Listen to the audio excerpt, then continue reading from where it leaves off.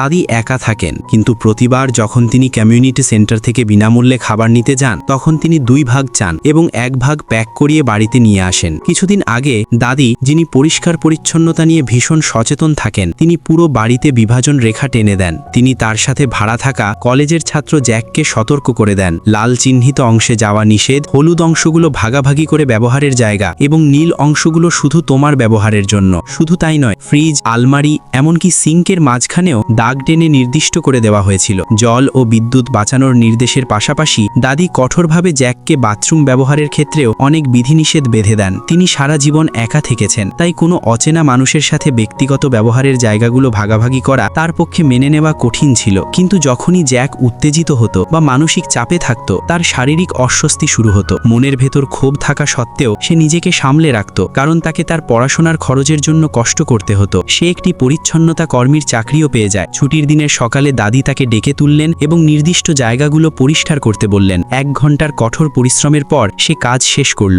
দাদি তার জন্য নাস্তাও তৈরি করেছিলেন। জ্যাক কিছুটা দ্বিধা নিয়ে খেতে বসল। আসলে দাদি চেয়েছিলেন সে যেন বাইরে থেকে না কিনে তার হাতের খাবারই খায়, এতে টাকা সাশ্রয় হবে। দাদির কথার উত্তর জ্যাকের কাছে ছিল না। সেদিনই জ্যাক তার এক বন্ধুকে সাময়িকভাবে থাকার জন্য নিয়ে আসে। রাতে দাদি যখন ঘর থেকে বের হলেন তখন অপরিচিত কাউকে দেখে ভীষণ ঘাবড়ে গেলেন। চিৎকার শুনে জ্যাক ছুটে এসে সব বুঝিয়ে বলল, দাদির কাছে ক্ষমা চাইল এবং তার বন্ধুকে চলে যেতে বলল।